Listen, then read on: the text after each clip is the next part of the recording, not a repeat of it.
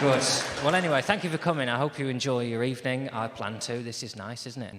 You know, you only get to do rooms like this when you get to a level where people know who you are, and that has its good and bad points, as I discovered in Dorchester, where I checked into the hotel, and the girl on reception, no fucking clue who I was. Right, fair enough. I kept giving her clues, but she wasn't having it. I imagine 8 out of 10 of your rooms are taken. Nothing. No, we've got loads of rooms. So, have I got news for you? I'd like one! Anyway, she checks me into her room. She goes, room 16, right, off I go up the stairs, right? But the girl next to her on reception, she has recognised me, so she taps her on the leg. She goes, that's that guy. And she goes, what guy? And she goes, that Italian chef, Gino, And then she'd have gone, I talked to him for quite a bit, to be honest. He didn't sound Italian. It was more, you know, like if someone's left a Hoover on next door. It was that sort of noise. Maybe it's that comedian. Maybe he's here doing a gig, right? And then she's realised that I'm here to perform to people, and she's put me in the shittest room in the hotel because she thought I was a travelling salesman or something like that. She's gone, there you go, in this shit room. You're only going to cry in it anyway, aren't you? So she panics and she phones the room, right? When I get to the room, the phone is ringing, and what she means to say is, it's been brought to my attention that you might be about to tell 500 local residents that this hotel is a shithole.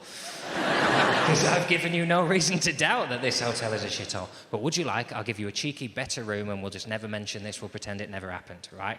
That's what she meant to say, but she's panicking now, so she came out with something slightly less welcoming. Here's what she said. She went, hiya, it's reception here. We know who you are, and we know what room you're in.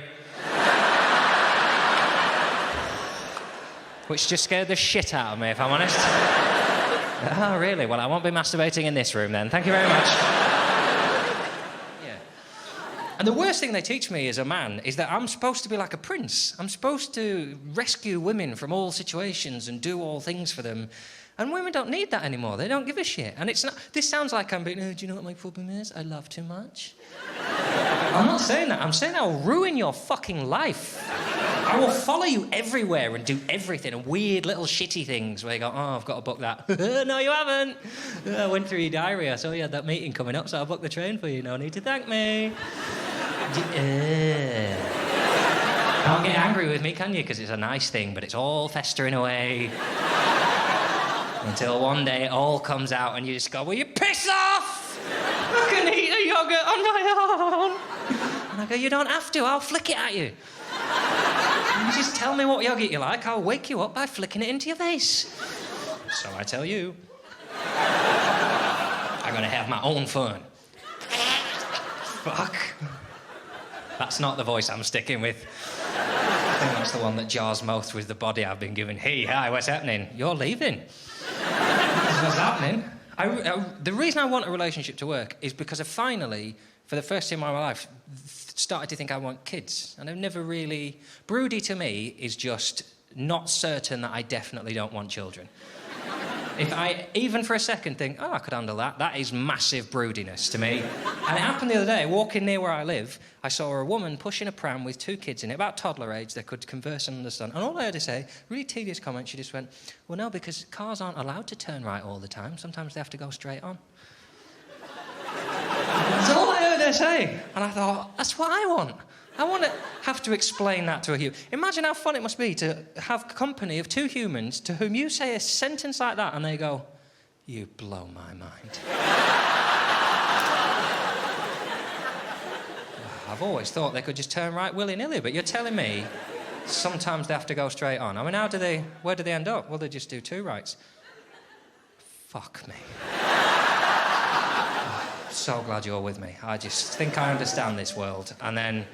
Because I want to be a teacher. I don't know where the lines are with children because I'm not naturally a sympathetic person. I like to be able to do things to help people, but they have to be concrete things. I'm not cuddly.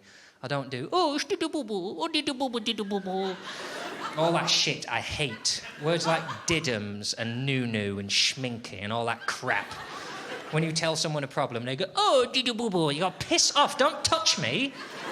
Tell me how to pay my rent this month. Don't tickle me like I'm a dog that's pissed on something. I'm not, and I don't think I could be, because I don't think sympathy's good, even for children. It's not good to be given sympathy. You need help. Like, you know when you watch a child running around and then it falls over? There's a 30-second window. They don't cry straight away. There's a gap in which the whole world stops. And it's just the child working out what's happening. They're just going, well, that's a lot of carpet in the old face. What's happened here? What was I doing? I was watching Thomas. I wanted a Jaffa cake. I really wanted a fucking Jaffa cake. I run into the kitchen and I've got all this carpet up in my grill. And I think if you leave them there, they'll work that out. They'll become functioning human beings. But parents don't let them. As a parent, you see your child and you go, oh no! And that's when the kid goes, shit, I'm dying. Broken bones, I'll never walk again. Well, the least I can do is cry, I guess. I'll cry, then I'll get some ice cream, and then we'll deal with it later. The problem with Twitter is all sorts of different people come to comedy, and some of you I worry about a little bit more. So sometimes I'll be in the hotel afterwards, I'll check my Twitter, I'll get a message from a teenage girl, right? And you can tell when you get a message from a teenage girl, because their Twitter name's never just a name. It's never like @SarahTurner or something like that. It's got all colours and sparkles on it.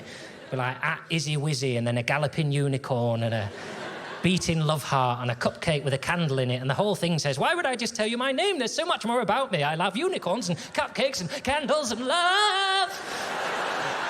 The minute I say that, I think, oh, don't come and see me. You've got that much love and hope in your heart. I'm not your guy. Go and see one of the other comedians. You'll have a lovely time. Don't come and sit through 2 hours. I was going to get a pot noodle. I decided to fucking smash my head against the wall. That's not what it's for. I don't want to ruin your dreams. But, you know, they do enjoy the gig. You get a message afterwards, all in capital letters, like, oh, amazing gig. Cheers for coming to Scarborough. Ruffle now. GIF of a goblin eating a Toblerone for no reason whatsoever. Moving pictures, it's better, isn't it? And I say, oh, just waiting for me dad to come and pick us up, lol. Right? And I read that in the hotel. I think, I wonder if their dad came and picked him up. Because then I don't hear from him again, right? And that goes for all of you. Not one of you pricks tweets me when you get home. As if I'm not worried sick about each and every one of you. You disappear with these cryptic tweets like, oh, cheers for the gig, just gonna have a few beers, walk back along the canal. I think he's dead. I lost another one. I need to be careful with my audience. I've got to hold on to him. It's like that opening scene in Casualty when they go, I'm just gonna mend them fuses in that puddle in the basement. I start checking your page to see you tweet again, and you're not tweeting. I think, what's happened? What's happened? I think, what if these girls' dad forgot to pick them up? You know, what if their mum dropped them off and he picked them up and he's just forgotten? He's barrelled in. She's gone, what are you doing here? She's gone, well, I'm just in from work. She said you're supposed to be picking IzzyWizzy unicorn cupcake love heart up from that gig. And he says, what gig? She says, that little gay-looking cunt. How many times do I have to tell you? He says... He says, well, I know exactly who you mean now, love. Yeah, I couldn't place him from the name, but that's such a vivid description of his work. He thinks, oh, bugger, I've been to the pub after work, and I can't tell her that because I told her I was working late and I've been spinning that one for years. So, I'll probably be all right. He goes, oh, go get an hour, love. So he sets off drink driving. He's dead now, and he's in a ditch somewhere.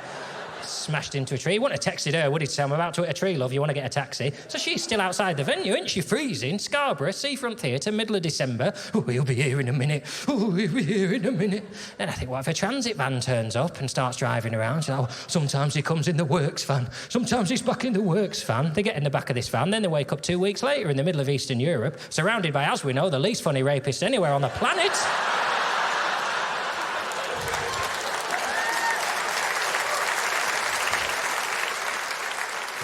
This is all my fault. This is all my fault. They're my responsibility. I'm the reason they come out tonight. I'm going to have to check they're all right. And then I think, what can I do? What could I do? I think, oh, I could message them, can't I? I could reply to them on Twitter and just say, oh, did you get back all right? And then I think, well, I can't do that, can I? Because my wife checks my Twitter. Now, fair play, I check hers, but what I can't be seen doing is tweeting teenage girls at midnight saying, are you still there? It doesn't look how it's meant to, that, does it? It would be misconstrued. I think, right, I can't leave a paper trail like that knocking around, can I? What am I going to do? I think I would have to drive back. I would have to get dressed, drive back to the theatre, just do a couple of laps around the car park, make sure there's no little icicles like that. I think that's even worse, isn't it, if I'm there? What if the venue staff are coming out? They go, all right, Mr. Richardson. I go, yeah, there was girls here. That was one. Have you seen it? They say, that Jon Richardson, he comes back after his shows for the ones who don't make it back. Puts them in his car, takes them to that weird premiere inn, you know, the one in the middle of nowhere next to the burnt-down little chef. I think, what am I going to do? What am I going to do? I realise I can't do anything. They're almost certainly fine, aren't they? People are fine. So I think we'll just have a drink. I have a glass of wine. I fall asleep because I've not had anything to eat. I wake up the next morning and there's stress somewhere. I don't know what it is, but something's happened. I think, what happened? I can't remember. I have a shower. I set off to the next gig. I'm driving thinking something happened yesterday. What happened yesterday? Oh, shit, I killed all them girls. I killed all them girls. Now I'm driving to Birmingham to kill again. When will I be stopped? And then I think, right, well, I'll message them when I get to Birmingham, but I can't, because when I get to Birmingham, my inbox is full of messages from the Birmingham audience telling me about, you know, where I can find local Mexican food near the gig. And